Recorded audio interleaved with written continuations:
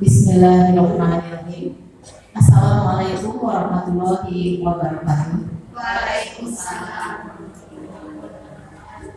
Raditu billahi rabban wa bil Islam dinan wa bi Muhammadin nabiyyan wa rasulan. Asyhadu an la ilaha illallah wa asyhadu anna Muhammadar rasulullah. Wa bi sabri wa sirri amri wal uqdatan lisani yaqulu qawli ya fatahu ya alim ya fatahu.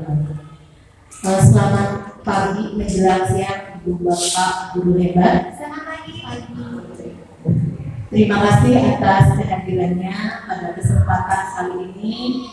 Semoga waktu yang diberikan untuk menghadiri acara diseminasi budaya positif bisa memberikan manfaat dan berkah untuk kita semua, baik untuk kita sebagai guru maupun nanti untuk murid-murid kita, anak didik kita. Untuk mempersingkat waktu, pada kesempatan kali ini perkenalkan saya CGP calon guru penggerak angkatan 8. Pada modul 1.4 kami ditugaskan untuk melakukan diseminasi atau pengembangan dan sosialisasi praktek dari budaya positif untuk diterapkan di SMP Negeri 1 Kuningan.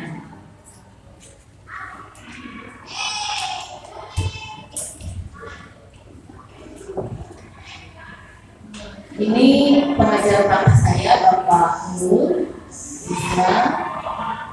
Nah, adapun capaian umum yang ingin dicapai dalam diseminasi ini adalah memahami konsep pendidikan menurut Ki Hajar Dewantara dihubungkan dengan konsep budaya dan lingkungan positif di sekolah yang berpihak pada murid. Konsep filosofis Ki Hajar Dewantara ini terkait dengan tadi bahwa pendidikan itu harus berorientasi pada siswa atau berpihak pada murid. Kemudian yang kedua, bahwa pendidikan itu harus memerdekakan sesuai dengan kurikulum sekarang, kurikulum merdeka. Nah, nanti di budaya positif ini akan dibahas bagaimana kita membentuk perilaku anak dengan budaya positif atau disiplin positif yang tidak menyakiti anak, tapi justru mempertimbangkan kebutuhan anak. Kemudian capaian yang kedua adalah melakukan evaluasi dan refleksi tentang praktek disiplin dalam pendidikan Indonesia secara umum untuk mendapatkan pemahaman baru mengenai konsep disiplin positif untuk menciptakan murid dengan profil pelajar Pancasila. Nanti saya sajikan beberapa pertanyaan tematik untuk merefleksikan selama ini seperti apa praktek pendisiplinan yang kita berikan terhadap siswa-siswi kita. Kemudian yang ketiga, memahami peran sebagai guru untuk membangun budaya positif dengan menerapkan konsep disiplin positif dalam bentuk interaksi dengan murid. Nah, dalam peran guru ini nanti yang lebih fokus kita adalah bagaimana posisi kita mengambil posisi kontrol sebagai apa bagi murid-murid kita. Nah, ini kemudian mendemonstrasikan pemahaman tentang konsep budaya positif, kemudian konsep perubahan paradigma stimulus respon, teori kontrol, motivasi perilaku manusia, motivasi internal dan eksternal, keyakinan kelas, hukuman dan penghargaan, kemudian 5 kebutuhan dasar manusia dan 5 posisi kontrol dan segitiga restitusi. Ya, mungkin di sini sudah tersedia kertas plano. Kita akan sedikit mendemonstrasikan. Kalau nanti dirasakan cukup sudah pemahamannya, saya kira ibu bapak guru di sini sudah cukup terampil ya untuk kemudian nanti mempraktikkan ke murid-murid. Kemudian yang berikutnya, yang kelima adalah menerapkan strategi disiplin positif yang memerdekakan murid untuk menciptakan ekosistem sekolah aman dan berpihak pada anak. Jadi bagaimana motivasi intrinsik ini bisa membentuk kepribadian murid yang mampu mengontrol dirinya sendiri, mengambil keputusan atas dirinya sendiri. Jadi memerdekakan murid dalam artian sesungguhnya tanpa ada paksaan, tekanan, atau pengaruh dari luar. Kemudian menyusun langkah-langkah dan strategi aksi nyata yang efektif dalam mewujudkan kolaborasi dengan seluruh pemangku kepentingan sekolah agar tercipta budaya positif yang dapat mengembangkan karakter murid. Nah, di sini aksi nyatanya mungkin nanti bagaimana impactnya bisa kita rasakan bersama ketika kita membangun budaya itu mulai dari pribadi siswa, kemudian wali kelas mungkin akan ke wakasek kesiswaan, kurikulum, dan kemudian ke kepala sekolah. Dan ini merupakan sebuah gerakan bersama, satu kolaborasi yang harus dilakukan bersama sehingga tercipta satu budaya. Budaya itu hanya akan tercipta bila menjadi sebuah kebiasaan dalam satu komunitas atau satu lingkungan. Kemudian bersikap reflektif dan kritis terhadap budaya di sekolah dan senantiasa mengembangkannya sesuai kebutuhan sosial dan emosional murid. Jadi refleksi yang akan kita lakukan adalah selama ini seperti apa sedangkan budaya positif itu diciptakan atau tercipta di lingkungan sekolah kita. Nah, kemudian apa nilai-nilai yang harus kita perbaiki dalam hal ini dan kemudian kita tingkatkan, kita ubah ya menjadi budaya yang lebih baik. Jadi kita cara pandangnya juga cara pandang positif, tidak melihat masalahnya tapi melihat potensi yang sudah ada di sekolah kita seperti apa. Barangkali itu capaian umum dan capaian khusus yang ingin dicapai dalam diseminasi. Oke, kita beralih ke pertanyaan tematik. Kita selama ini selalu berpersepsi bahwa hukuman itu dapat mendisiplinkan anak, setuju atau tidak? Selama ini ketika kita ingin anak-anak disiplin atau ketika anak itu melanggar sebuah peraturan akan dikenai hukuman. Apakah memang kita sepakat dan selama ini menjalankan bahwa hukuman dapat mendisiplinkan anak?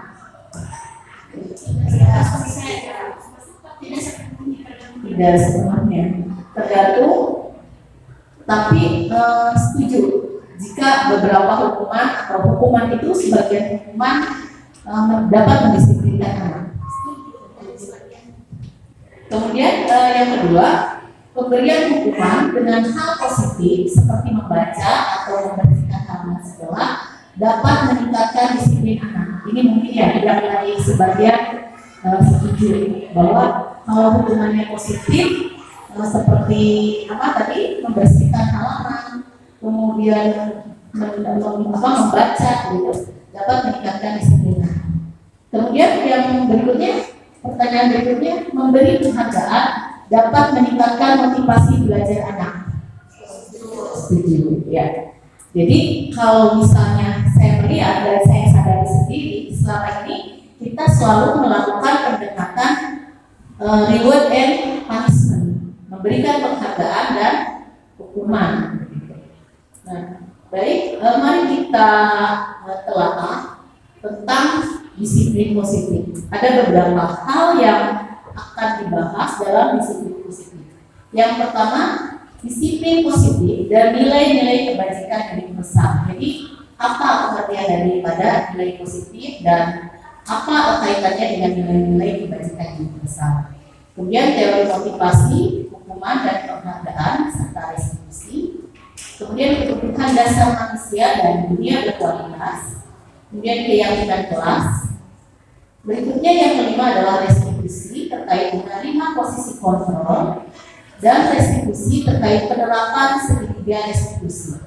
Jadi 6 poin atau 6 teori ini merupakan teori-teori besar yang terkait dengan disiplin positif.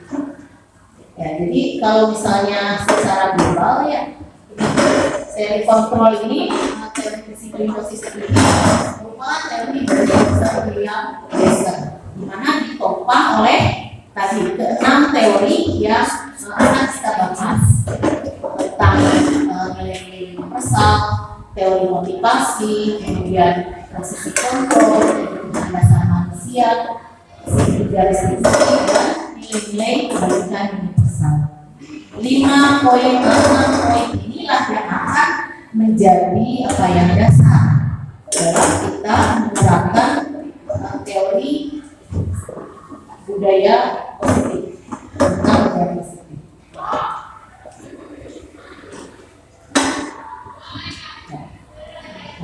Baik, kita bahas teori yang pertama, landasan yang pertama, ya. Kita simpan dulu tadi pertanyaan-pertanyaan tematik untuk nanti kita mulai menjelajah dengan sendirinya dikaitkan dengan teori-teori yang akan kita bahas. Disiplin positif dan nilai-nilai kebajikan universal. Apa itu disiplin? Ya, Ibu Bapak mungkin selama ini mengkaitkan bahwa disiplin itu adalah sesuatu yang dikaitkan dengan tingkat kepatuhan, ketaatan atau kepatuhan, gitu ya. Nah, sebenarnya makna disiplin itu dari bahasa disiplina yang artinya belajar, sehingga belajar disiplin itu tidak akan lepas dari proses belajar. Kemudian makna asal dari kata ini berkonotasi dengan disiplin diri dari murid Sokrates dan Plato. Disiplin diri membuat orang menggali potensinya menuju sebuah tujuan apa yang dia hargai. Ya. Pada titik ini kita semua sepakat, karena biasanya orang yang memiliki disiplin yang tinggi akan mendapatkan atau lebih berpeluang mendapatkan kesuksesan. Kemudian, namun dalam budaya kita, makna kata disiplin telah berubah menjadi sesuatu yang dilakukan seseorang pada orang lain untuk mendapatkan kepatuhan. Ketika sampai sini, nilai makna disiplin itu masih netral, ya, masih netral. Tapi ketika dia sudah terkait dengan kultur, mulailah nilai itu bergeser, makna itu bergeser, ya. Apalagi dengan sejarah kita yang mungkin ini feodal atau penjajahan itu kan lama bercokol, tersimpan dalam pribadi atau karakteristik bangsa kita. Nah ini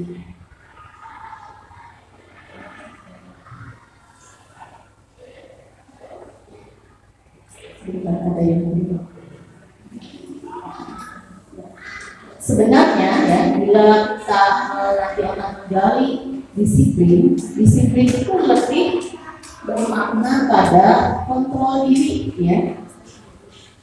Berikutnya nilai-nilai kebajikan universal. Nilai-nilai kebajikan universal itu adalah nilai-nilai positif yang dimiliki oleh setiap manusia, yang dianggap baik oleh setiap manusia.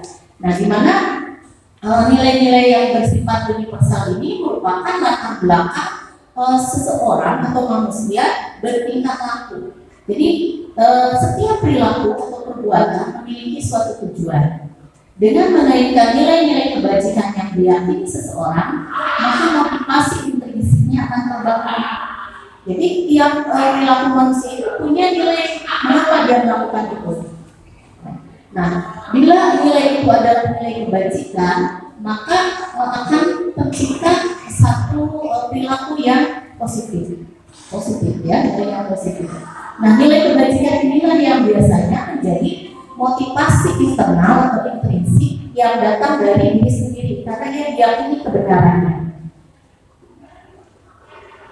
Kemudian mempunyai nilai tujuan mulia yang diinginkan biasanya. Pada setiap pribadi individu lebih cenderung untuk memilih nilai-nilai mulia ini karena ini sesuai dengan fitrah manusia. Nilai-nilai kebajikan yang ingin dicapai oleh setiap anak Indonesia kita kenal dengan profil pelajar Pancasila. Nah, Pancasila itu merupakan nilai-nilai yang diyakini oleh bangsa Indonesia, merupakan karakteristik kepribadian dan filosofis bangsa Indonesia, sehingga nilai-nilai yang terkandung dalam Pancasila ini merupakan nilai-nilai kebajikan yang diyakini oleh bangsa kita, dan inilah yang ingin diterapkan untuk orang kita, untuk generasi kita. Itu ya, profil pelajar Pancasila yang nilai-nilainya diantaranya yaitu beriman, bertakwa kepada Tuhan Yang Maha Esa, berakhlak mulia, mandiri, benar, kritis, berkebinekaan global, bergotong royong, dan kreatif. Nah, jika diibaratkan bahwa nilai-nilai kebajikan itu adalah satu keyakinan, atau ketika nilai itu menjadi satu keyakinan, itu berarti kita anggap penting, apalagi jika memiliki atau suatu tujuan mulia, satu tujuan yang bagus ya, atau terkait dengan apa ya, cita-cita kita, prinsip hidup kita. Nah, misalnya kita sekarang ya, ibaratkan kita dengan rekan kita ya, misalnya menguji tentang betapa pentingnya sebuah nilai bagi seseorang. Cobalah misalnya ibu dengan siapa ya, yang satu menggenggam tangan. Kita bayangkan bahwa yang kita genggam itu adalah sesuatu yang bernilai, berharga, sebagaimana nilai-nilai kebajikan. Nah, bila nilai-nilai itu berharga buat kita, penting buat kita, maka yakin kita tidak akan mau melepaskannya, karena itu terkait dengan kehidupan kita, keberlangsungan kita.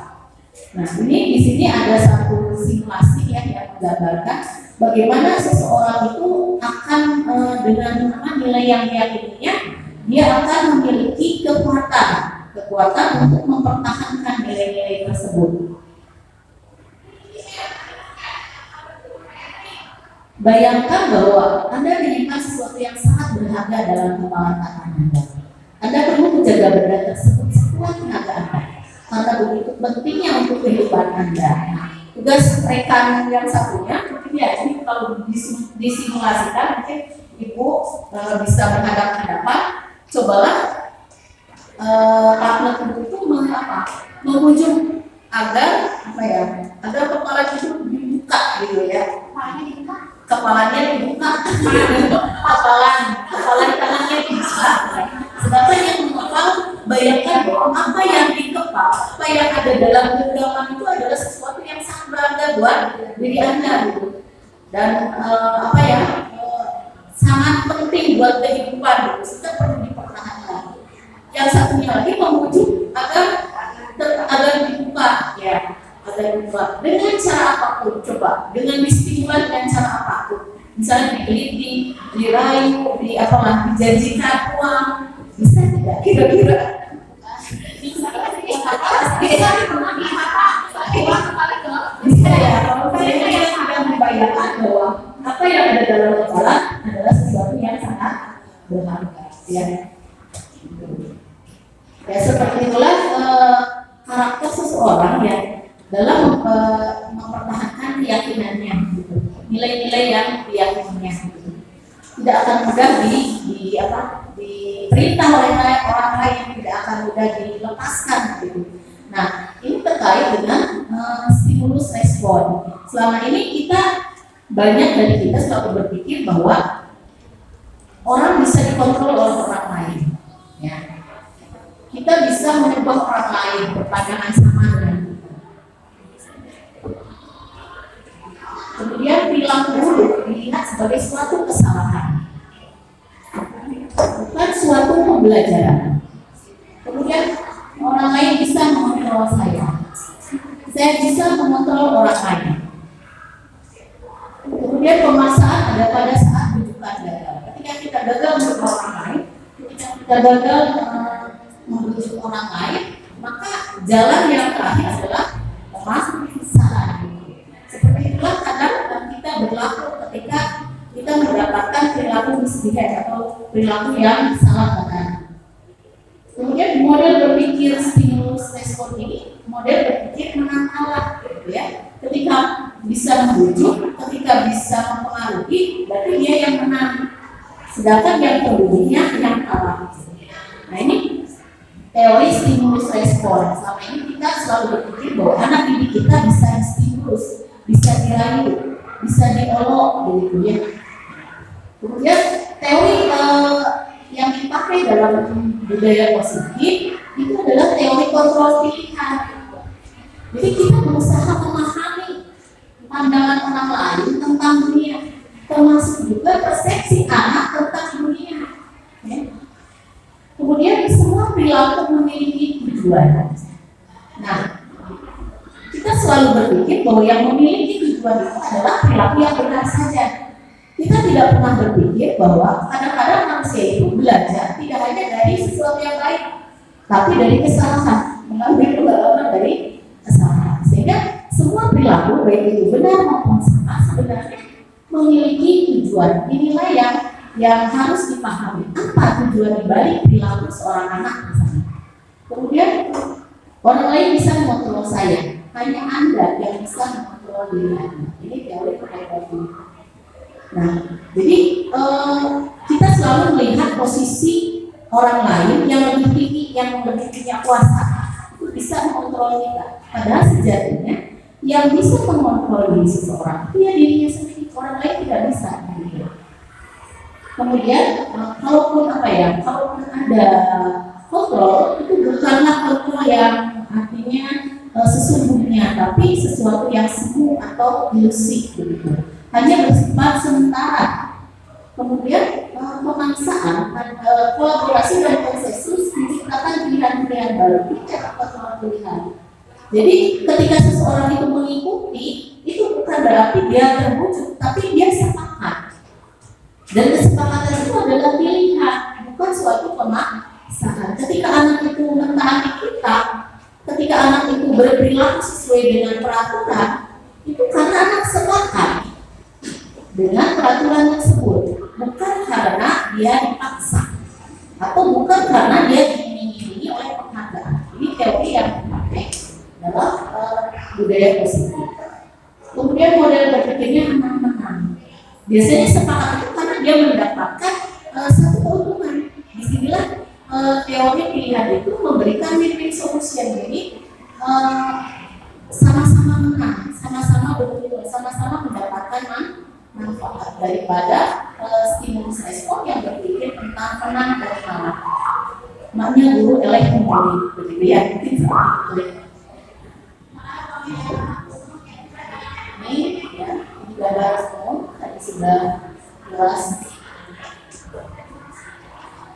Sekarang bagaimana teori kontrol itu, teori pilihan dan teori kontrol itu ya dihubungkan dengan teori motivasi, hukuman dan penghargaan oleh restitusi.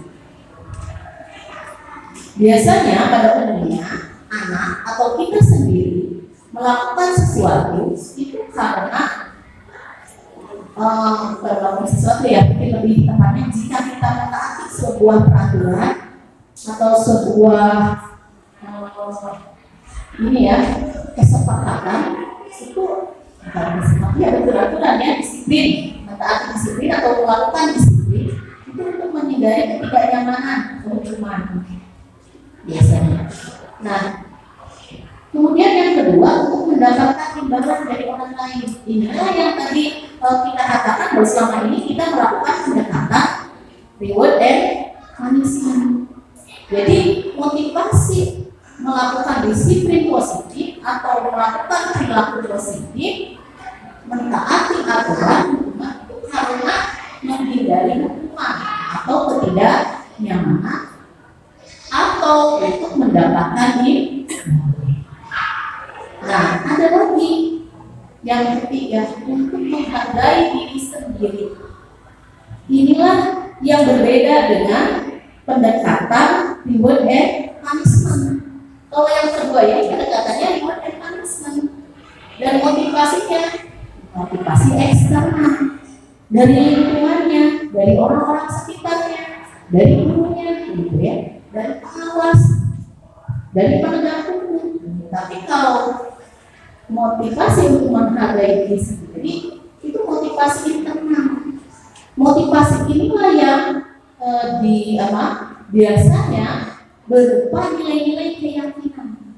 Tadi yang disebut dengan nilai-nilai kebajikan atau nilai-nilai positif, nilai-nilai universal. Itulah yang yang sebenarnya harus dibangun pada murid-murid kita.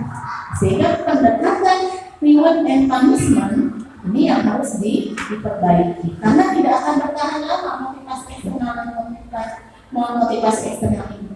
Yang bertahan lama itu adalah motivasi internal, keyakinan yang motivasi yang dibangun dari keyakinan akan nilai-nilai kebajikan yang bersifat universal dan abadi biasanya. Betul ya? Biar sudah sini. Jadi tidak akan membelakangi begitu ya. Nah, berikutnya ini dikaitkan dengan bahwa pendidikan itu memerdekakan. Bila kita misalnya pendekatannya masih reward and punishment, maka itu memberikan sebuah penindasan, penekanan. Berbeda jika misalnya kita menumbuhkan motivasi intrinsik pada anak berdasarkan nilai-nilai kebajikan, menumbuhkan nilai-nilai kebajikan pada anak. Anak akan bisa mengontrol dirinya sendiri. Anak bisa melakukan pilihan dirinya sendiri, belajar untuk memilih, menentukan diri, menentukan perilakunya,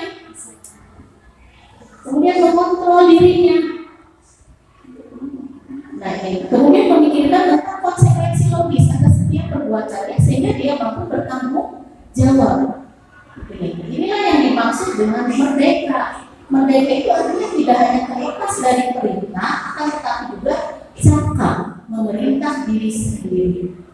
Jika kita misalnya masih diperintah karena takut, karena ingin mendapatkan penghargaan, perintah itu datangnya eksternal, dari eksternal. Sedangkan kalau kita cakap memerintah diri sendiri, berarti itu pilihan dan keyakinan diri sendiri. Inilah makna merdeka yang sesungguhnya. Mampu memberikan, membuat pilihan berdasarkan motivasi keyakinan diri sendiri. Sehingga memerintah diri sendiri itu adalah jiwa yang merdeka, ya, karakter yang merdeka. Nah, ini yang saya juga kaget ya ketika kita menemukan hal-hal yang tentang penghargaan. Selama ini kita selalu berpikir bahwa penghargaan itu adalah sesuatu yang positif, Tapi ternyata penghargaan itu mempunyai nilai yang sama dengan hukuman.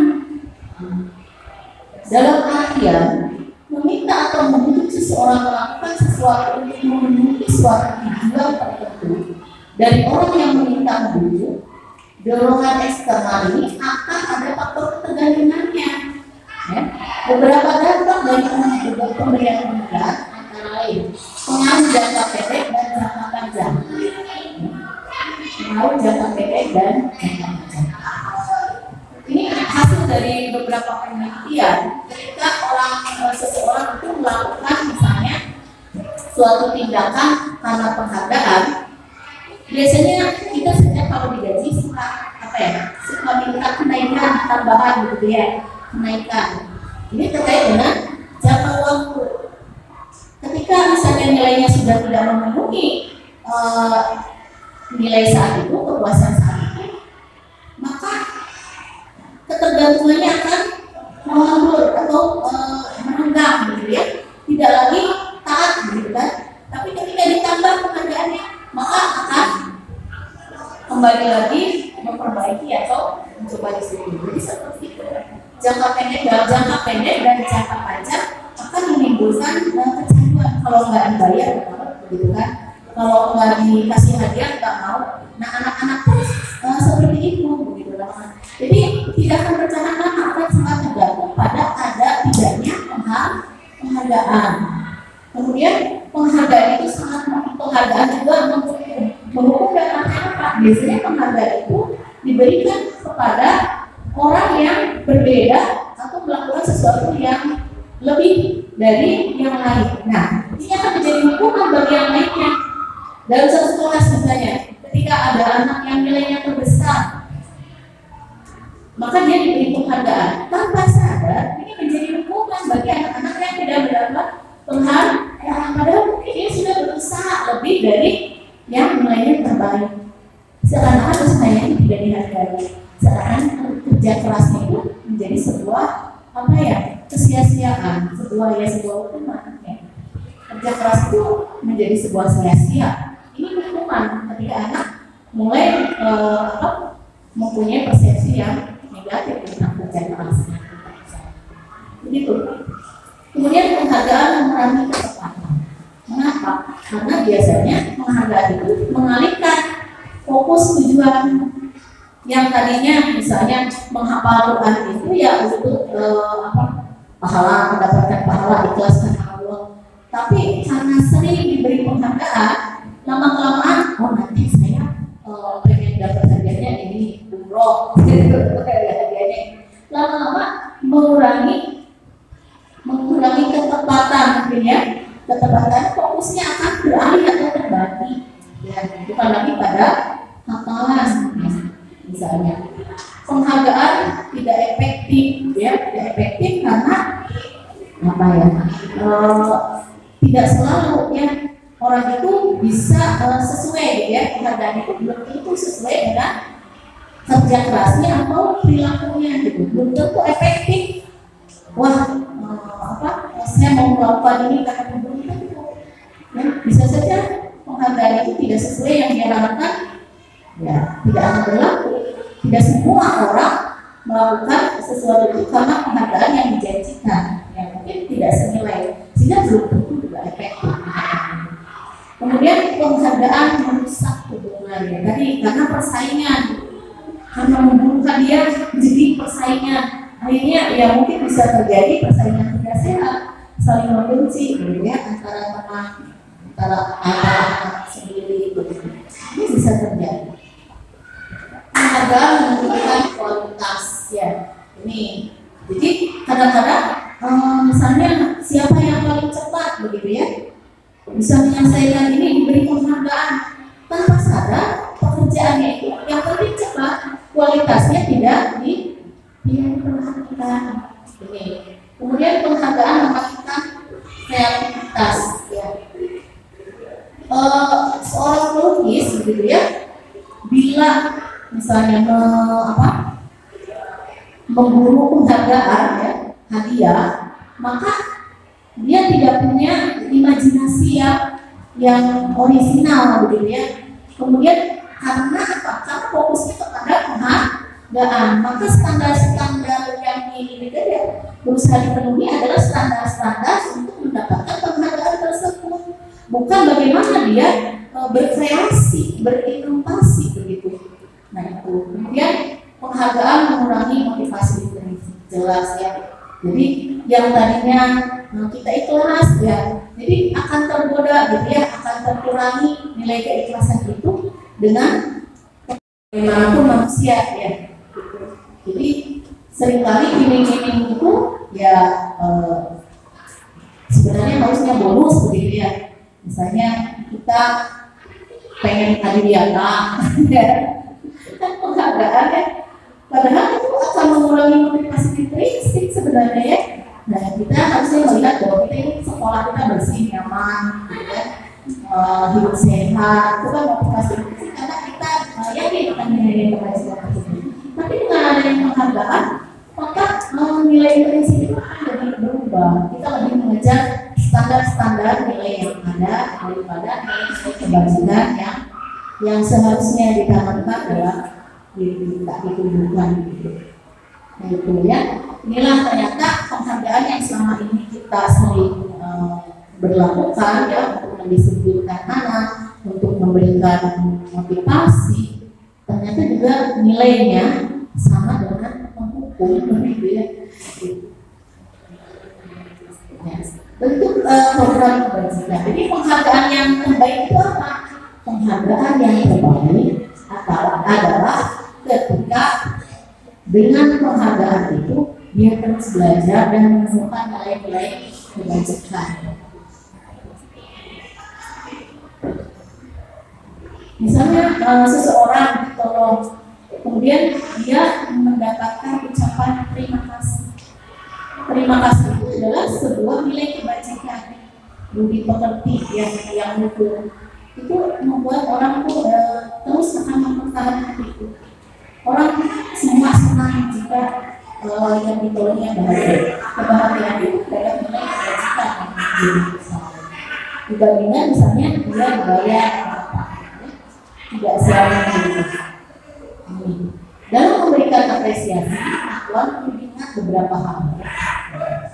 Dari yang kedua, beri pengakuan secara khusus, beri pengakuan secara pribadi, beri pengakuan kepada semua murid, beri pengakuan secara konsisten, fokus pada proses. Jadi karena memang nilainya motivasinya yang ini ditumbuhkan adalah motivasi intrinsik, maka pengakuan secara khusus itu diperlukan secara individu pada perbuatan yang khusus, ya.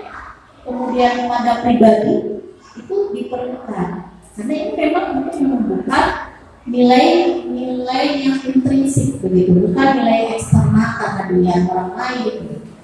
Kemudian beri pengakuan kepada semua orang ini terkait dengan nilai kebajikan adil. Ya, tadi sifat menghargai sendiri kadang yang menghukum yang lain atau membuat ketidakadilan bagi yang lain. Kemudian beri pengakuan secara konsisten.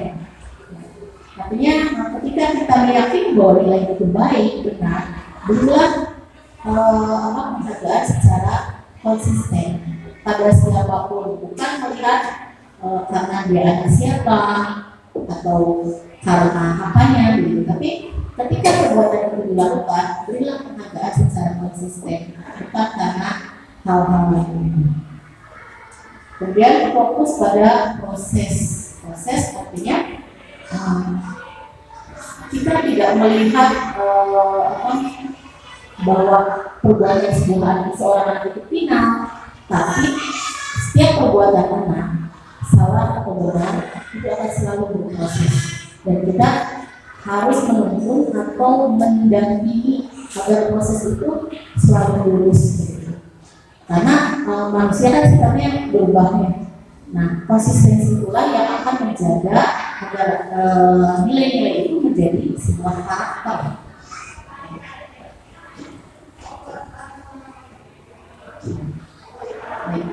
Hukuman dan konsekuensi di lingkungan sekolah.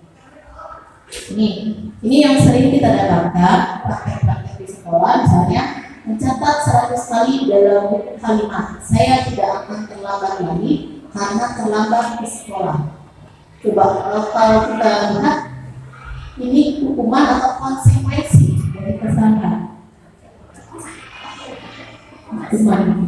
Hukuman bila tidak pernah disepakati, kemudian tidak ada kaitannya dengan kesalahan yang begitu. Tidak memperbaiki kesalahannya, hanya menyakiti, hanya memberikan beban, menyakiti. Kemudian lari mengelilingi lapangan basket 2 kali karena terlambat hadir di sekolah. Murid diminta push up 15 kali karena tidak menggunakan masker ke sekolah. Itu juga mengganti kertas tugas teman yang telah dicoret-coret. Konsekuensi karena ini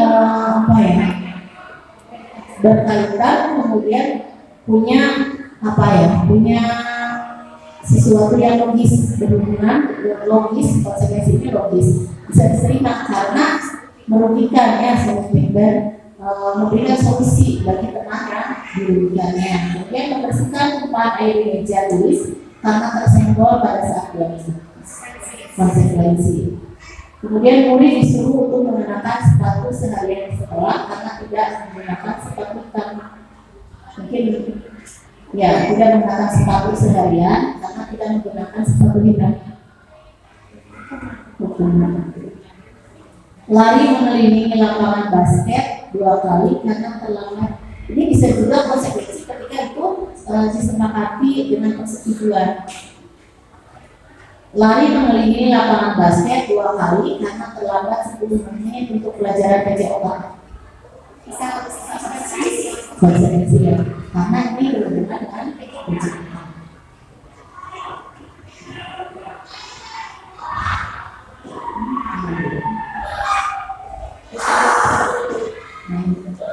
Dari sana, mari kita bedah apa sebenarnya perbedaan antara hukuman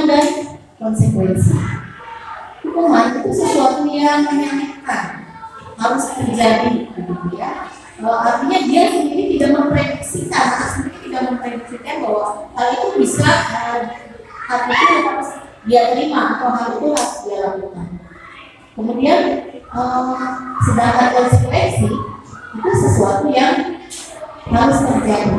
Artinya begini, ada relasi logis kalau konsekuensi. Maka konsekuensi itu ada yang alami, ada yang merupakan konstruksi. Misalnya kita tidak makan, konsekuensinya lapar.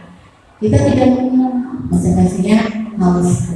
Itu konsekuensi yang alami. Tapi ada konsekuensi juga yang logis. Jadi sebenarnya seperti menumpahkan air di meja, kemudian mengelapnya. Mengelap itu bukan sebuah hukuman, tapi konsekuensi. Mengapa? Karena mengingat kondisi meja tersebut tidak untuk tergenang air secara logis. Kemudian membuat anak sakit untuk jangka waktu lama, misalnya dengan fisik ya, hukuman fisik. Tapi terkadang ini juga sudah merupakan hukuman yang psikologis ya, oleh hukuman itu. Kemudian membuat anak merasa tidak nyaman dan jadi hukuman itu biasanya membuat anak sakit dalam jangka yang panjang ya. Karena yang sakit bukan hanya fisiknya, tapi juga hatinya. Kita sering menemukan mungkin beberapa orang itu akan selalu teringat dengan peristiwa ketika dia menempuh masa setelahnya. Itu berarti mati ya, yang sakit itu penderitaan sakitnya itu cukup lama, ya, lama. Kemudian kalau konsekuensi biasanya hanya untuk sesaat. Ketika keadaannya itu diperbaiki atau konsekuensi logisnya itu dijalankan, maka ketidaknyamanannya itu hilang gitu ya. Dia bisa merasakan misalnya yang tertumpah gitu ya, yang tertumpah ketika sudah hilang dia akan nyaman kembali. Kemudian anak membenci kedisiplinan karena dia merasa dipaksa, melakukan, dia tidak diberi pilihan. Kemudian anak kalau konsekuensi anak akan dibayi disiplin. Hukuman itu paksaan. Sedangkan kalau yang konsekuensi itu adalah stimulus atau tanggapan atas sebuah tindakan. Tadi seperti misalnya ketika kita menumpahkan air, ya, maka respon kadang-kadang langsung ya secara refleks kita akan mengelapnya, begitu ya. Ini karena stimulus respon, tanggapan yang positif. Kemudian kalau hukuman itu mendorong anak untuk menyakiti diri sendiri, ya. Sehingga ketika salah, anak itu menyalahkan dirinya sendiri, ya. Anak itu akan menyalahkan dirinya sendiri dan menyakiti dirinya sendiri. Ini berdampak pada konsep penerimaan diri. Dia tidak akan bisa menerima dirinya sendiri sebelum menerima hukuman, seperti itu, ya. Mendorong anak agar kalau konsekuensi ini lebih mendorong anak agar mudah menyesuaikan dirinya. Bagaimana anak itu menyesuaikan perilakunya agar tidak membahayakan dirinya dan membahayakan orang sekitarnya, merugikan orang sekitarnya. Ini lebih mendorong kepada itu, ya, penyesuaian diri. Kemudian kalau hukuman ini akan menghasilkan konsep diri yang buruk tadi, ya, menyalahkan diri sendiri, kemudian tidak bisa menerima atau memaafkan. Nah, sedangkan konsekuensi diri akan membangun konsep diri yang baik. Artinya dia akan punya perubahan, berusaha memperbaiki perilakunya, kemudian tadi menerima dirinya dalam keadaan apapun dan berusaha untuk menjadi lebih baik.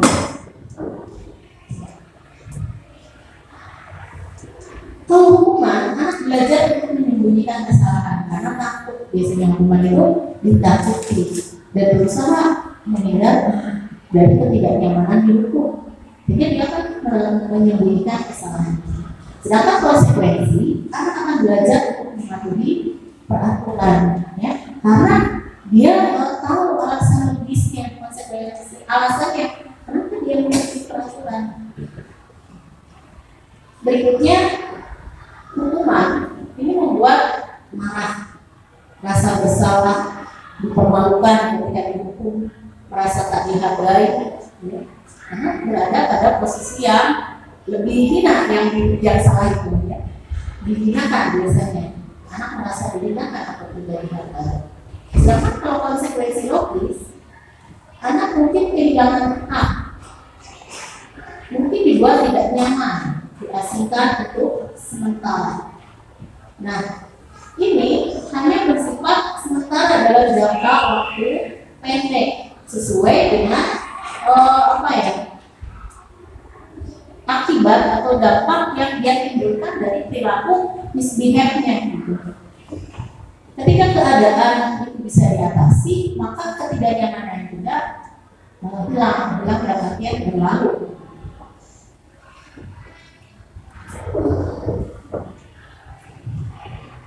Mungkin agak jenuh ya, terus dengarkan gitu ya. Bangga SBT dulu barangkali. SBT ya, boleh SBT-nya dengan mungkin menggerakkan bagian tubuh kita yang dirasa lelah ya. Kalau anak TK biasanya sambil nyanyi, tapi kadang-kadang orang tua juga yang kalau sudah lelah bosan nyanyi atau di SBT itu melepaskan kepenatan atau kejenuhan ya, sedikit mengurangi ketegangan ya. Kalau anak TK sebenarnya kan gitu ya. Tapi olahraga juga ya, asal biasanya kalau duduk saja takut ya.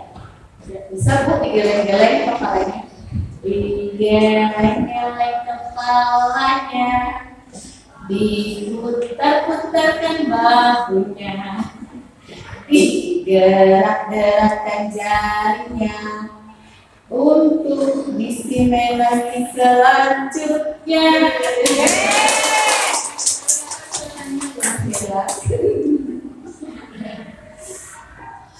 Masih kurang? Lebih singkat yang banyak. Ya, oke. Itu bisa mulai ada refleksi ya. Kita selama ini seperti apa gitu ya, pendekatan kedisiplinan ke anak-anak. Ada banyak hal yang baru yang bisa kita dapatkan dari teori ini ya, teori pilihan. Nah, lebih dari konsekuensi, ada upaya lain dalam membentuk kedisiplinan atau disiplin positif, yaitu restitusi. Jadi restitusi adalah proses menciptakan kondisi bagi diri untuk memperbaiki kesalahan mereka sehingga mereka bisa kembali pada kelompok mereka dengan karakter yang lebih kuat. Jadi yang diperbaiki itu perilakunya, ya, tidak fokus pada kesalahannya, tapi pada potensi anak untuk memperbaiki perilakunya. Bukan kita berfokus pada kesalahannya ini saja, tapi lihat ada potensi anak untuk memperbaiki. Karena apalagi jika dikaitkan dengan proses belajar, bahwa perilaku itu tidak berhenti, tidak final. Perilaku itu tidak final, apalagi dalam proses belajar terus berproses. Apalagi manusia itu kan berubah, ya, berubah. Yang kita upayakan adalah menjadi bahwa perubahan ini ke arah yang lebih baik. Nah, restitusi juga merupakan proses kolaboratif yang mengajarkan murid untuk mencari solusi atas masalah mereka dan membantu murid berpikir tentang orang seperti apa yang mereka ingin menjadi. Mereka ingin jadi seperti apa, gitu ya. Nah, ini yang mereka punya gambaran dirinya itu ingin dikenal seperti apa dan bagaimana mereka harus memperlakukan orang lain. Jadi tentang dirinya dan tentang orang sekitarnya, bagaimana mereka memperlakukan orang sekitarnya. Ini restitusi. Sehingga ada tanggung jawab.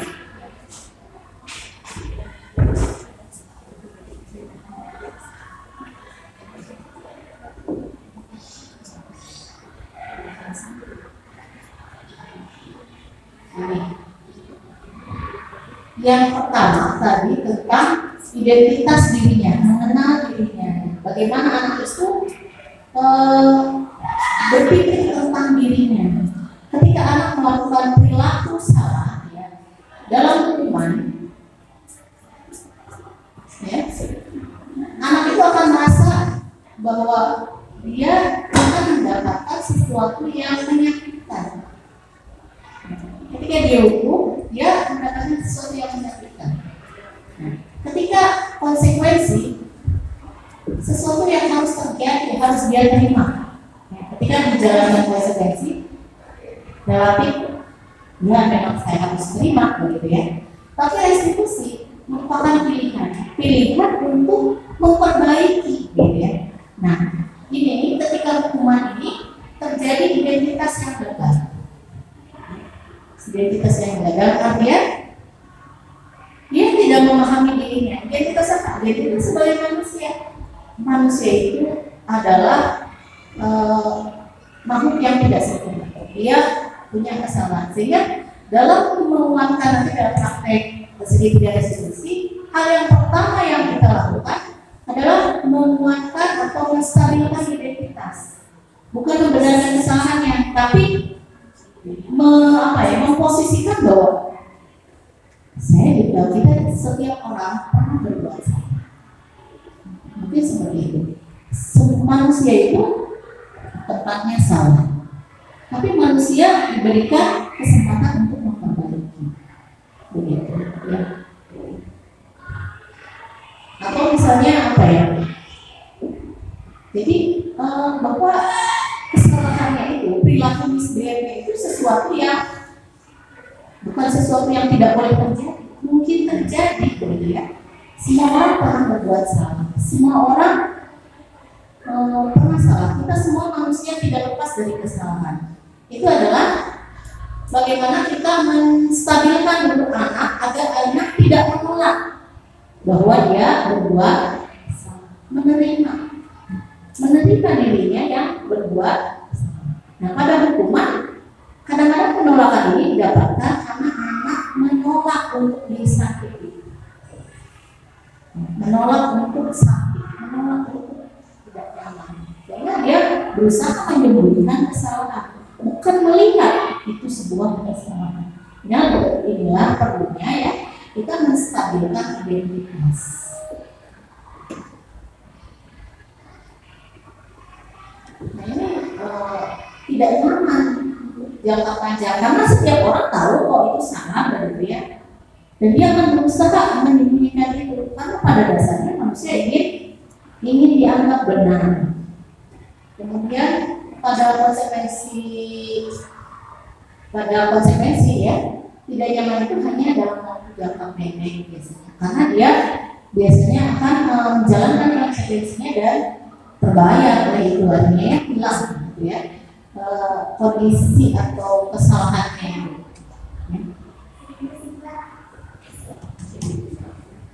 Ya, ujangnya.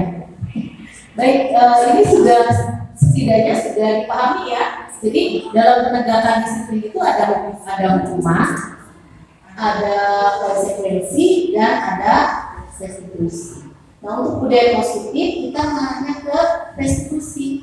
Jadi restitusi itu lebih pada memperbaiki kesalahannya, kemudian membuat anak menjalankan memperbaiki itu dengan motivasi dari dirinya sendiri. Nah, sehingga proses ini bukan paksaan, gitu ya.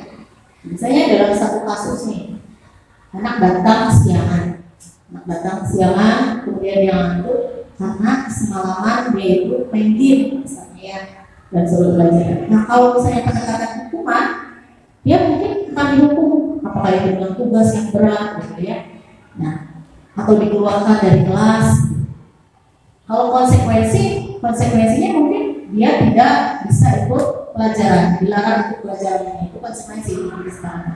Tapi kalau restitusi, anak itu akan ditanya dulu sudut pandangnya, responnya, persepsinya, alasannya, gitu ya.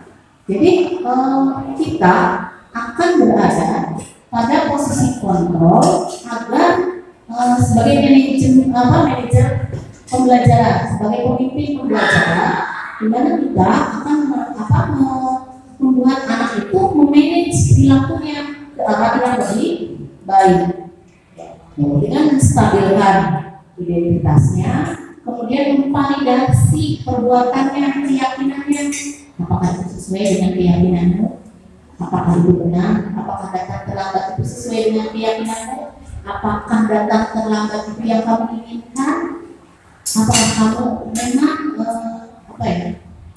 ingin dikenal seperti itu. Pada umumnya anak-anak pasti akan tentu saja tidak sesuai, atau pertanyaannya misalnya apakah itu sesuai dengan keyakinan kelas, peraturan kelas, keyakinan sendiri, apakah kamu pandang itu benar atau salah. Jadi kita menanyakan dulu ya keyakinannya agar kita bisa menggali nilai-nilai kebajikan yang dia punya. Dari nilai-nilai kebajikan yang dia punya, kita bisa mendorong anak untuk memilih suatu tindakan. Apa yang bisa kamu perbaiki? Apa yang bisa kamu lakukan agar tidak ada gangguan? Apakah kamu sepakat untuk memperbaiki? Apa yang bisa kamu lakukan? Nah, ketika anak sudah memberikan pilihan, kita bisa menguatkan, ya. Dan kita bisa mengabaikan kesalahannya, dalam artian tidak berfokus pada kesalahannya. Nah, ibu yakin misalnya kamu bisa melakukan itu, ya, misalnya seperti itu. Jadi anak itu didengar, anak itu diberikan kesempatan untuk memilih dan ditumbuhkan nilai-nilai kebajikan yang diinginkan. Karena setiap tindakan anak pasti punya tujuan. Inilah yang harus kita gali agar ketika kita menyelesaikan atau menangani perilaku misbehave atau perilaku yang salah dari anak, kita tidak mengabaikan kebutuhan dasar manusia. Anak main game, itu kebutuhan anak, gitu ya. Kesenangan, anak perlu kesenangan.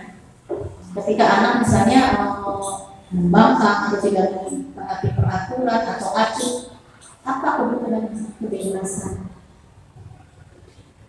Jangan banyak tugas, Bu, ya. Itu kan biasanya anak seperti itu ya.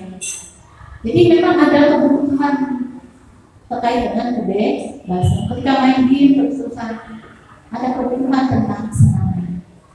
Tapi hal itu harus kita tuntut agar kebutuhan anak terpenuhi tanpa membahayakan anak itu sendiri.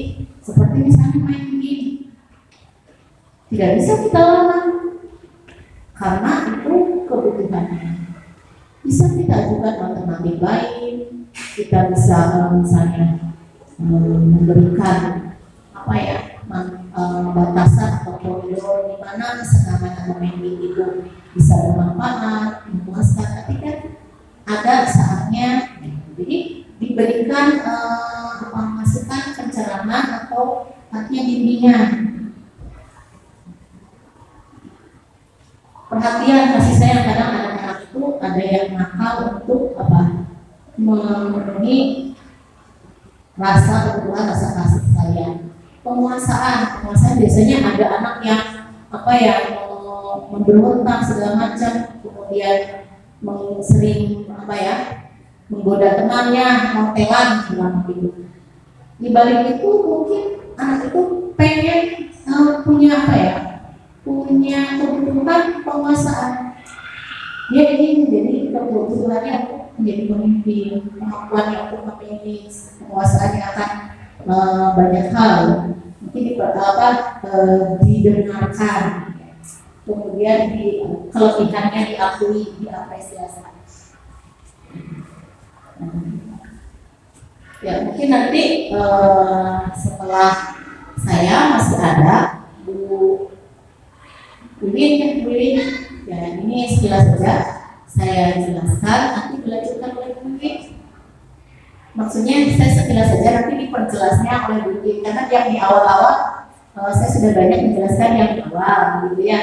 Nanti yang kesininya Bu Win yang menjelaskan, gitu ya, yang banyak menjelaskan, terutama tentang praktek keyakinan,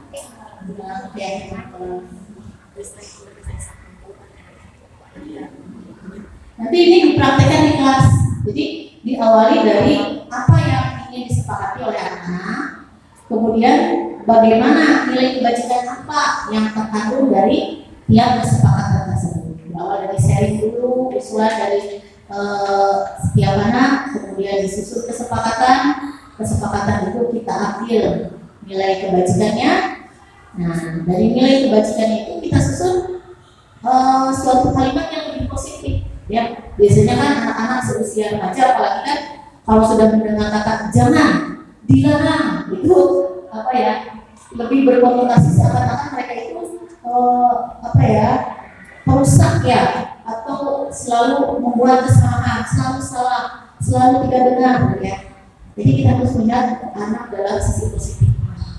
Maka wujudkan itu apa dari kalimat, mulai dari kalimat kesepakatan. Misalnya menjaga kebersihan, bukan dilarang membuang sampah, tapi membuang sampah pada tempatnya. Itu lebih positif, lebih menunjukkan pengharapan dan tidak negatif thinking terhadap anak.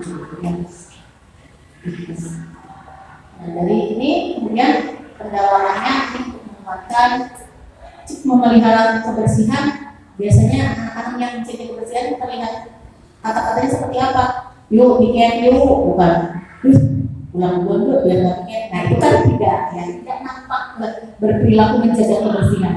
Tapi yang terdengar yuk pikir gitu ya.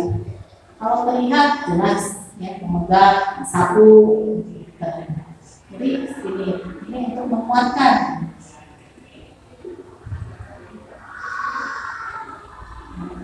Ini 5 posisi kontrol. Maaf, Bu Win sudah berapa? 1 jam ya. Ini posisi kontrol ya. Posisi kontrol itu sebagai penghukum biasanya langsung pada kesalahan anak dengan menghakimi, kamu berbuat salah. Sekarang kamu berdiri di depan. Tanpa ditanya alasan, anak sudah disimpulkan salah dan dia harus berhenti. Biasanya kata-katanya menghargai keras ya, dengan tampak marah gitu. Kemudian membuat orang merasa bersalah. Cik, aku diam, ibu capek. Nah itu kan anak akan merasa bersalah. Jadi itu posisi ketika guru merasa membuat anak merasa bersalah. Ibu kecewa anak kamu. Gitu ya. Atau ya seperti itu ya. Nah, ini. Kemudian posisi sebagai teman, please kerjakan ya tugasnya, jangan tidak. Nah itu kan posisi yang seakan-akan jadi teman gitu ya. Nah kemudian pemantau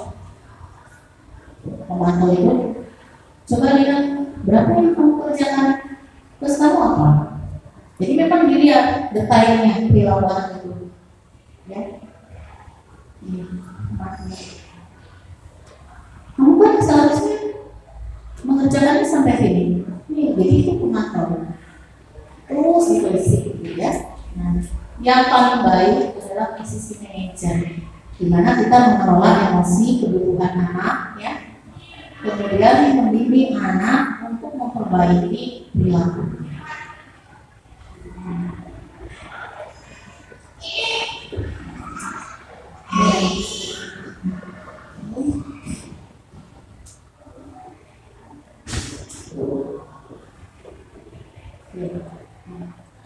Ini tentang penerapannya, setidaknya dari contoh-contoh itu sudah terdapat bagaimana penerapan.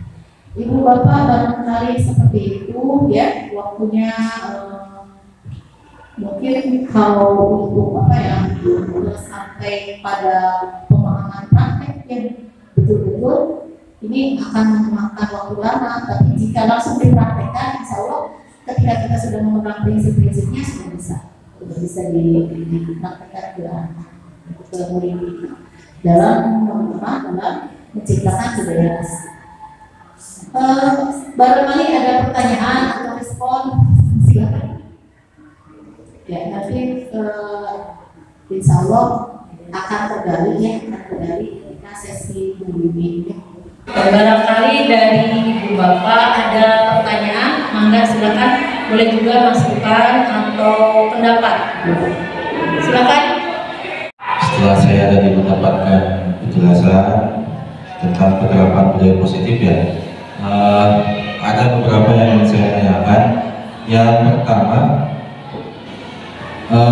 penerapan budaya positif ini sangat bagus dan tadi penjelasannya saya rasa itu hanya untuk guru ya Bu. Nah, apakah bisa penerapan budaya positif ini melibatkan orang tua? Nah, yang kedua, tadi dalam budaya positif, disiplin positif itu ada tidak boleh menggunakan reward ya Bu, salah satunya penjelasan tadi Bu. Nah, kan reward itu menurut saya bisa menyemangati siswa dalam proses pembelajaran Bu. Bahkan yang saya ketahui orang luar gitu ya, baik itu di negara-negara maju, siswa itu, anak-anak itu justru diajarkan untuk berkompetisi untuk mendapatkan reward ya, untuk mendapatkan reward, sehingga mereka itu ketika kita arahkan mau kemana, mereka semangat gitu karena terbiasa berkompetisi untuk mendapatkan reward itu. Baik, mungkin itu saja. Terima kasih. Wassalamualaikum. Lalu untuk pertanyaan pertama, apakah disiplin positif ini terkait dengan segitiga restitusi bisa juga diterapkan di rumah? Sangat bisa ya, bahkan sebaiknya ini juga diketahui atau didukung oleh orang tua. Agar karakter anak itu ajar baik di rumah atau di sekolah, mereka memiliki karakter dan penumbuhan nilai positif. Ya, jadi sebaiknya memang karakter itu ditumbuhkannya tidak hanya di sekolah, tapi juga di rumah, sehingga memerlukan kolaborasi atau kerjasama antara rumah dan sekolah, sehingga terjalin sinergi yang baik dalam membentuk karakter anak yang positif. Kemudian untuk pertanyaan yang kedua terkait dengan reward, yang di sini bukan tidak boleh, tapi menghindari sisi-sisi negatif dari reward itu tersebut, yang tadi ya, mengurangi motivasi, intensi, kemudian bisa mengurangi fokus, kemudian belum tentu efektif. Jadi ketika kita menerapkan atau memberikan reward, sebaiknya reward itu yang bernilai individual, dalam artian bukan ketika klasikal dan menyebabkan keirian, harus ada keadilan, kemudian tidak bersifat menghukum yang tidak mendapat rewardnya, gitu ya. Jadi ya sebenarnya bukan tidak boleh, bahkan reward itu bisa bernilai positif jika nilai-nilai misalnya tadi ya, ketidakadilannya, kemudian dampak penghukuman terhadap yang lainnya itu bisa dihindarkan. Reward itu bisa bernilai positif ketika sifatnya individual ya. Mungkin kalau klasikal itu semua harus diberikan penghargaan yang sama, jadi ada nilai keadilannya.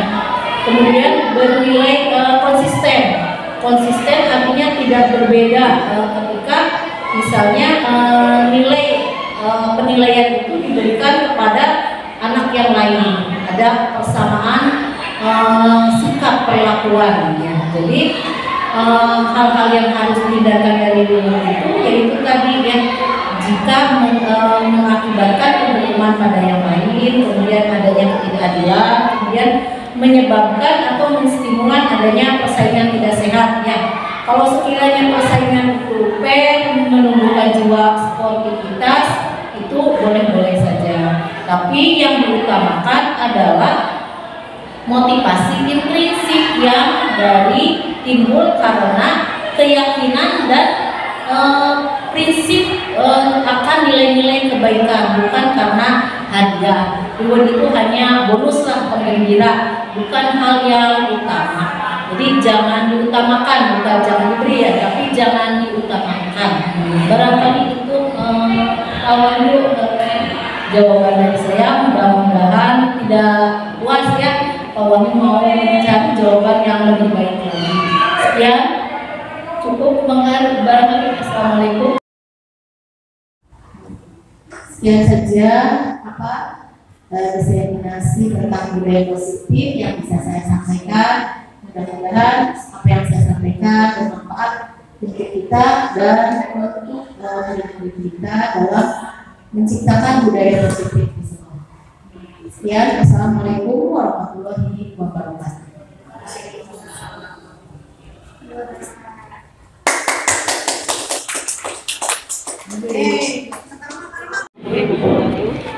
Nama saya Elmi Herlina. Tadi saya mengikuti materi yang disampaikan oleh Ibu Sinta Yudiaseta, CGP Angkatan ke-8 ya. Tadi materi yang dipaparkan oleh Bu Sinta sangat baik tentang materi hukuman, konsekuensi sama restitusi. Menurut saya materinya sangat bermanfaat dalam melakukan, khususnya untuk saya, dalam memberikan pembelajaran kepada siswa, dan jadi saya bisa membedakan bagaimana cara memperlakukan siswa dengan baik. Jadi apakah siswa itu jika melanggar atau melakukan sesuatu, apakah dia diberi hukuman, konsekuensi, ataupun nantinya ada restitusi ya. Sekian dari saya. Terima kasih. Assalamualaikum warahmatullahi wabarakatuh.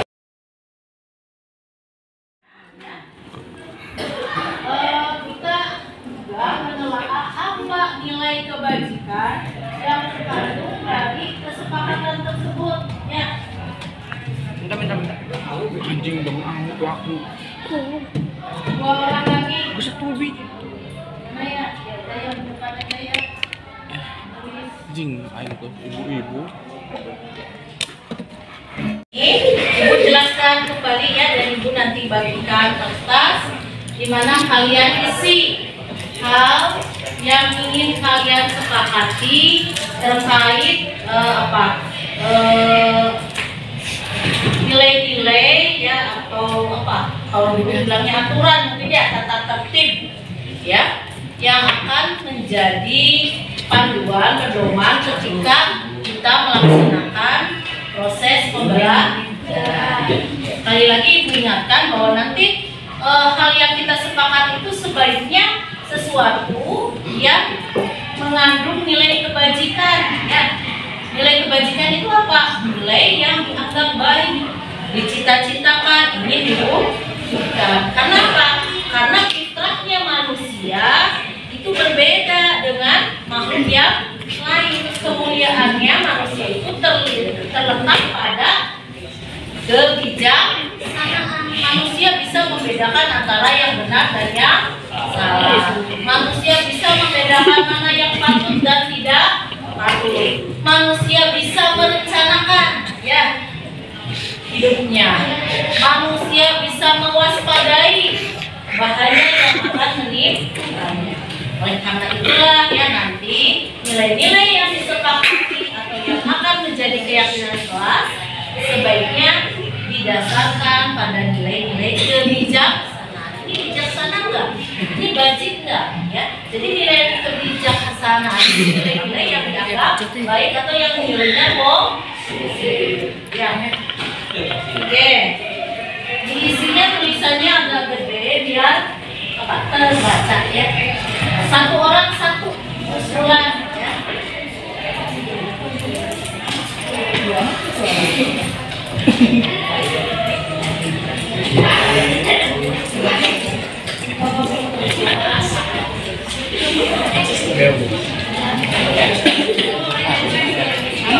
bang itu bang.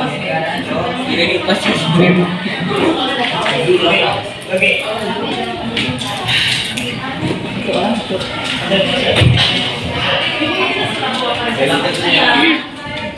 Yang ingin kamu sepakati selama proses pembelajaran itu, ya, tentang kebersihan, tentang waktu, tentang tugas, tentang ulangan, ya. Oke, paham? Misalnya tentang selama pembelajaran boleh nggak kita minum? Nah, so kamu buat misalnya boleh minum.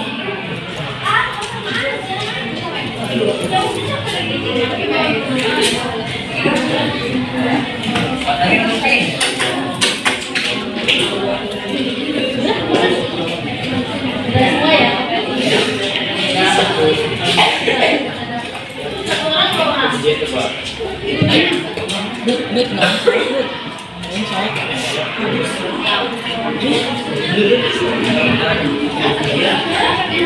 Oke, kita itu pakai bahasa kebiasaan, ya, kebiasaan yang begitu. Kita membuat aturan kelas. Apa yang ingin kamu jadikan aturan? Saya berikan. Nah, hanya ibu ingin bahwa aturan itu berasal dari kesepakatan, ya, keinginan kamu sendiri, ya. Ini kan ditetapkan oleh ibu. Karena kan yang mau menjalankannya kalian sendiri, ya.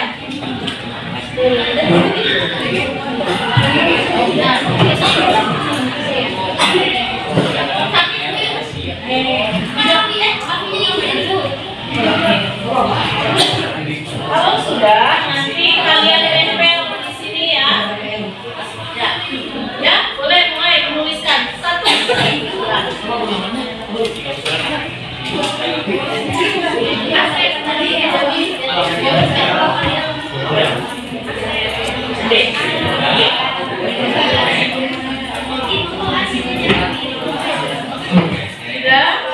Nah, yang sudah boleh ditempel di sana di kertas yang merah. Jangan, tempelkan.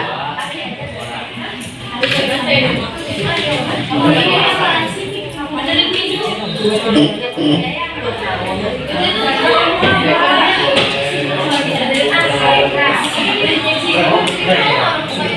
Boleh tentang pen, boleh tentang tugas, ulangan, waktu masuk, kemudian kebersihan kelas, yang membuat bahagia nyaman.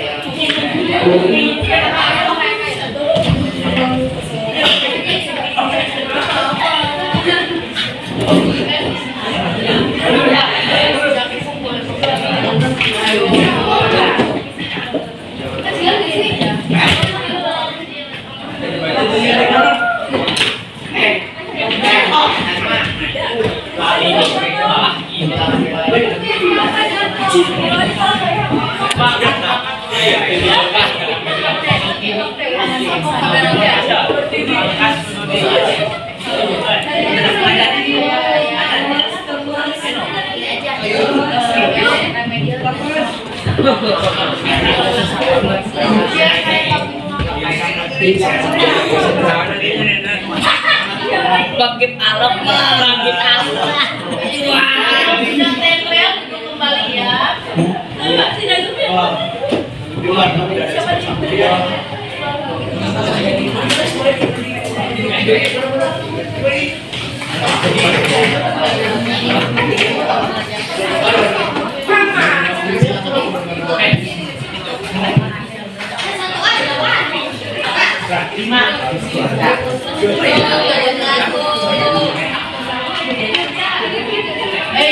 Nanti bergilir ya. Nanti kita bahas satu-satu. Dari depan nanti tuliskan kesepakatan yang disepakatinya ya.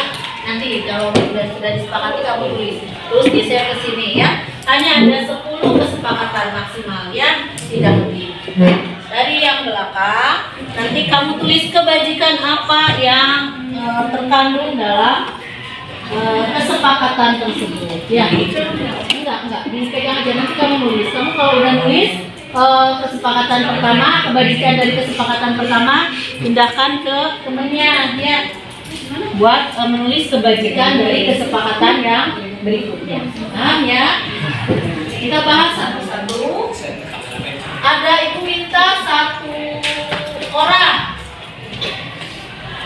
2 orang yang membacakan pendapat dari teman-teman kamu, dan yang satunya yang akan menempel nilai kesepakatan dan kebajikan yang disepakati. 2 orang, silakan maju ke depan.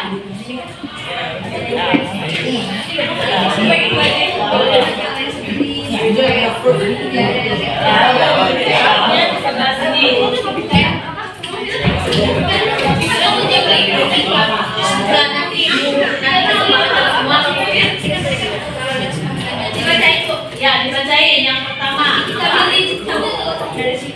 Nggak usah, sini aja. Kalau disepakati dicontrek, kalau tidak disepakati, spellnya mana? Ada dibacain. Nanti kita bahas lagi. Ya. Nanti nempel hasil kesepakatan sama nilai kebajikannya. Oke, nanti yang nulis serahkan ke depannya kalau sudah selesai. Ya, yang menulis kesepakatan dan nilai kebajikan kalau sudah ditulis diserahkan ke temannya yang di sini ya. Oke, perhatikan. Kita mulai ya. Kita bahas. Bacakan usulan pertama. Ibu, sebenarnya dulu. Ya.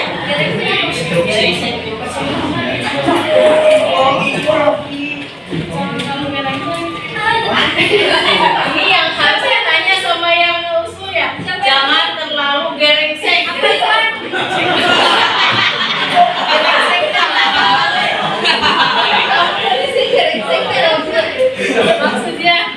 Maksudnya Pak? Berisik. Rese ya. Apa? Rese. Masih digerengsek. Tapi nggak bisa disepakati karena yang nulisnya aja nggak tahu ya. Lewat kalian. Berikutnya.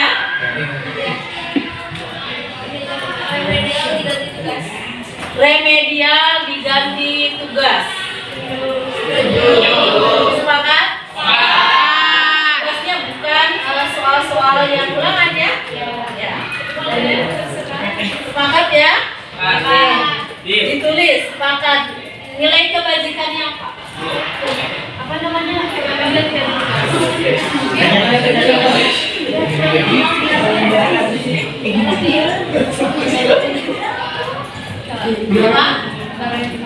Pembelajaran yang berpihak kepada murid.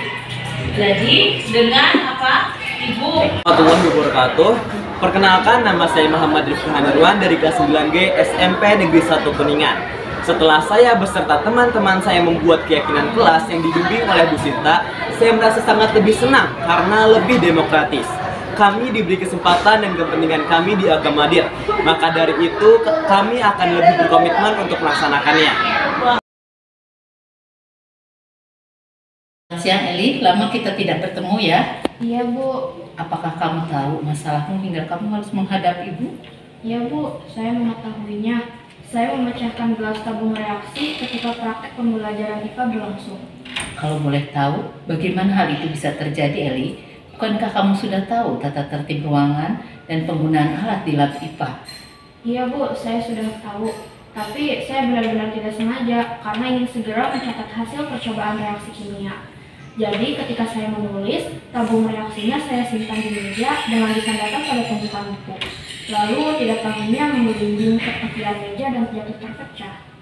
Oh, Eli, di dunia ini tidak ada yang sempurna. Semua orang tentu pernah berbuat salah atau lalai. Begitu juga kamu, Eli. Bukankah demikian?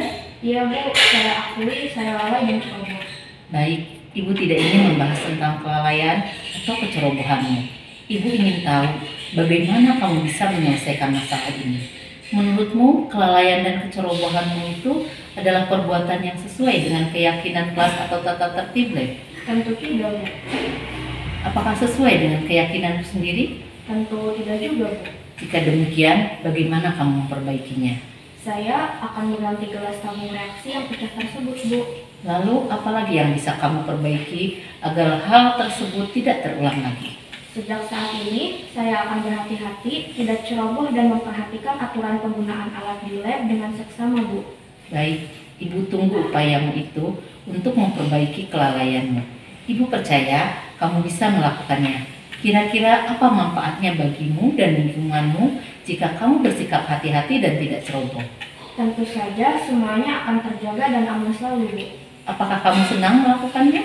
Ya, saya senang jika lingkungan dan fasilitas sekolah terjaga dengan baik karena kami semua membutuhkannya untuk belajar. Oke, terima kasih Eli untuk kesediaanmu mengganti tabung reaksi dan kesepakatanmu untuk bersikap hati-hati dan seksama dalam menjaga fasilitas sekolah. Sama-sama Bu, terima kasih kembali. Baik, sekarang kamu boleh kembali ke kelasmu Eli. Baik Bu. Assalamualaikum. Waalaikumsalam. Assalamualaikum Bu. Waalaikumsalam. Silakan duduk ya. Terima kasih Bu. Dia tahu alasan dia diminta datang ke sini. Tahu Bu. Oke, coba kenapa? Karena saya telat di pelajaran Bu Evi karena saya mengantuk, jenuh dan kacau Bu. Oh iya, kamu tadi meninggalkan kelas ya? Iya Bu. Tidak pulang sampai pelajaran berakhir ya? Iya. Oh, coba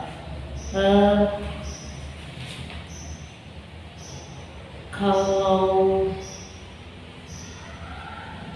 Ibu ingin tahu, boleh tahu ya mengapa kamu bisa mampu terus terlambat? Karena ibu saya selalu memaksa saya bangun pagi lalu mengerjakan ini itu Bu. Mengerjakan ini itu apa ya? Saya selalu disuruh ke masjid untuk sholat berjamaah Bu, lalu membereskan kamar tidur, membersihkan kamar mandi setelah mandi, dan mengecek alat sekolah, lalu membantu pekerjaan ayah dan ibu di pagi hari. Oh, menurutmu perintah ibu itu salah? Tidak Bu. Tidak. Lalu kenapa kamu merasa terpaksa dibangunkan pagi hari? Karena saya Masih ngantuk ya? ya Bu, masih ngantuk, jadi susah juga buat konsentrasinya Bu. Iya, iya, baik. Ibu mengerti. Nah, kamu biasanya tidur jam berapa? Kalau saya tidur jam 11 Bu. Tidur jam 11? Iya Bu. Pantas saja, itu tidak terlalu malam. Tidak Bu, saya belum ngantuk. Oh, Lalu setelah belajar saya bermain game Bu. pantasan. Ya, jadi kamu terbiasa tidurnya jam 11, 11 ya, tentu saja itu kan untuk ukuran usia kamu masih kurang ya tidur segitu. Ibu lihat ya, ibu simak dari apa yang kamu katakan, kamu masih bisa belajar dulu kan ya? Masih bisa. Belajar dulu, berarti kamu bukan anak yang malas kan ya? Bukan Bu. Iya. Ibu senang ya bahwa kamu rajin belajar. Iya Bu. Lalu apakah perbuatanmu terlambat, mengantuk di kelas, kemudian meninggalkan kelas ya, sampai pelajaran Bu Evi selesai, itu sesuai dengan keinginanmu? Tentu saja tidak Bu. Saya tidak mau ini terjadi. Baik, nah jika demikian kita sepakat bukan bahwa terlambat, ngantuk di kelas, kemudian tidak konsentrasi dan meninggalkan kelas itu bukan sesuatu yang baik, Iya, yang Bu. kamu juga tidak menginginkannya, ya. Iya. Terus Ibu ingin tanya, apa yang bisa kamu lakukan untuk memperbaiki? Saya akan tidur lebih awal Bu, agar bangun lebih pagi lagi. Oke, kamu yakin bisa melakukannya? Bagaimana dengan keasikan yang main game? Saya akan batasi main game Bu, mungkin di waktu istirahat siang. Dan saya akan pasang alarm Bu, agar bangunnya lebih pagi dan tidak kesiangan lagi Bu. Oke, Ibu senang mendengarnya. Kamu sebenarnya anak rajin ya dan suka membantu orang tua. Apalagi jika kamu bisa mengatur waktu dan membatasi kegemaranmu main game. Coba kamu bayangkan, kamu akan jadi seperti apa? Menjadi anak yang berbakti dan menjadi siswa yang disiplin pastinya Bu. Bagaimana Bu, jika kamu seperti itu? Sangat senang dan membanggakan Bu, soalnya saya menjadi anak yang berbakti bagi orang tua saya dan menjadi siswa yang disiplin bagi guru-guru di sekolah Bu. Baik. Kapan kamu akan memulai memperbaikinya? Mulai hari ini sampai kapan Bu? Oke, terima kasih ya. Ya. Kamu sudah bersedia memperbaiki kesalahanmu dan Ibu yakin kamu bisa melakukannya. Ya Bu. Oke, terima kasih. Sama-sama. Kamu boleh kembali lagi ke kelas ya. Ya. Assalamualaikum. Assalamualaikum warahmatullahi wabarakatuh. Perkenalkan, saya Elvi Fitriani dari 9I. Saya merasa senang atas diskusi dan bimbingan dengan Bu Sinta. Saya mengakui kesalahan saya dan kedepannya saya akan lebih berhati-hati dan melaksanakan tata tertib sekolah dengan seksama. Terima kasih. Wassalamualaikum warahmatullahi wabarakatuh.